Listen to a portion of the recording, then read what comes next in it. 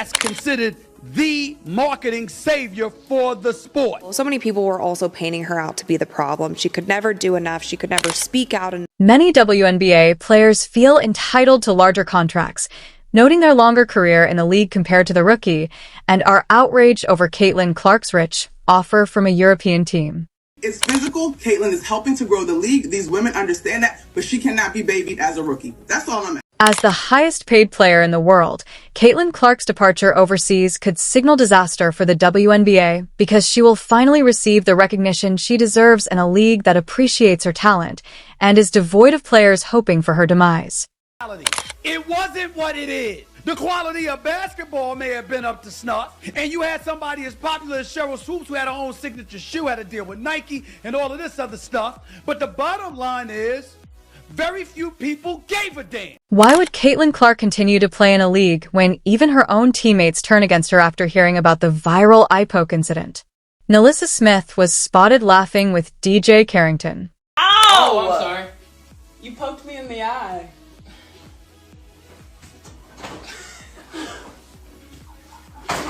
You're a troll. You're a troll. You did.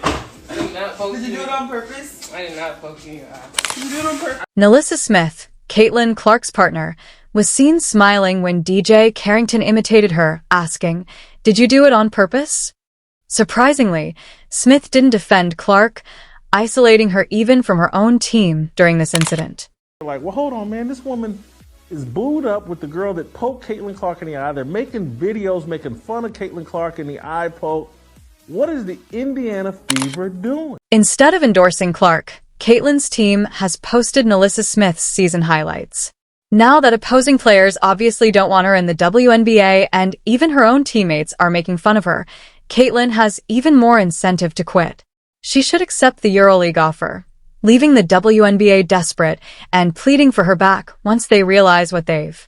If Caitlin, in every post-game press conference, she came out and talked about the kind of hateful comments that she was getting. If she came out and told everybody the reason why she has personal security that goes with her every single place, it's a lot. And so it's not just Caitlin Clark fans or Indiana Fever fans. It is not all going in one direction. Why does Caitlin Clark's contract with a European team cause such strong feelings within the league? It's not just another move. It's a clear indication of the opportunities and differences between some WNBA players and those attracting attention abroad. Despite years of dominance, Wilson and other elite WNBA players haven't seen the same lucrative deals, but Caitlin, a newcomer to professional basketball, has already drawn international offers. Longtime players who feel ignored by the league and international team are frustrated by this gap, which Clark's ability to draw attention to highlights. To the degree of Caitlin Clark being on that basketball court and people watching her, but nevertheless, rising tide lifts all. Wilson for Asia, the underlying message that Caitlin's move sends to the rest of the WNBA is more frustrating than the fact that she signed a contract to play in Europe. Asia has long held the opinion that being the league's MVP should entail more than just a title. In her opinion, MVP status should inevitably lead to the best opportunities in terms of contracts and recognition.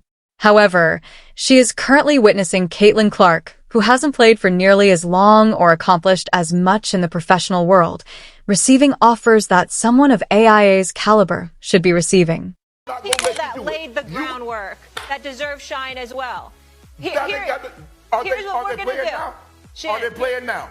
Here's Are what we're going to do. Are they playing now? We don't have Andrea. Remember, you got we don't have any of the women, Chanae. They'll come back on. We'll revisit this conversation.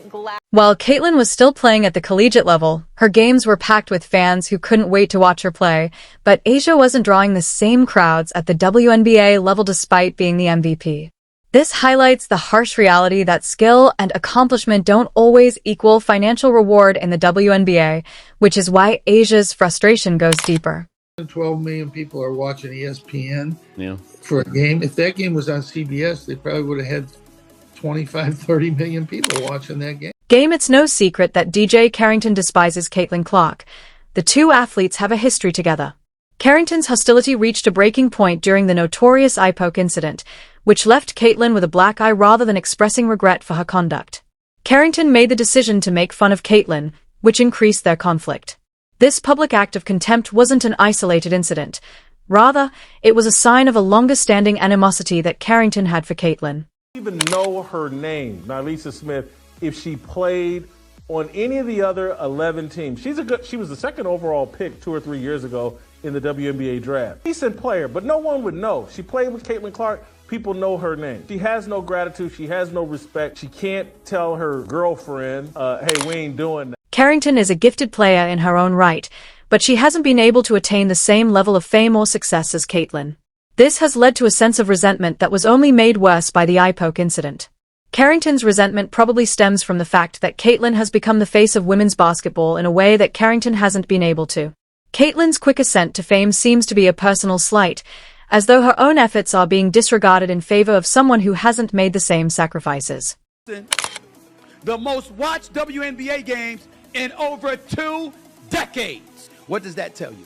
That tells you that before Caitlin Clark came along, it wasn't nearly as popular. It doesn't mean it wasn't growing in popularity over the last 2 to 3 years. But 3 years ago, WNBA was an afterthought. The way Carrington seems to enjoy Caitlin's misfortunes rather than offering an apology for the injuries is concerning about her actions. Carrington made fun of it, implying that she takes pleasure in Caitlin's suffering.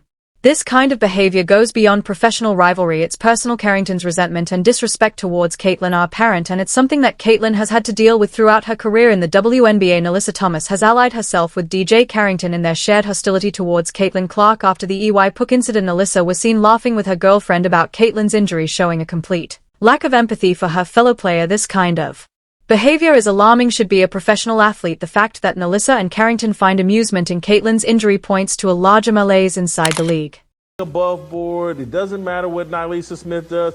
She can go out and mock our meal ticket, the best player in the league, the person that's making us all. For Caitlin, this level of hostility is deeply concerned. Earning the WNBA is supposed to be a place where players support one another and work together to elevate the league, but instead she's facing open animosity from her peers. This creates a toxic environment where players are not only competing against one another but actively working to tear each other down beyond simply being an on-court mishap. Caitlin's injury grew to represent the animosity she encounters from players like Nylisa and impacting the WNBA well before this year. This is not a new thing. Sure.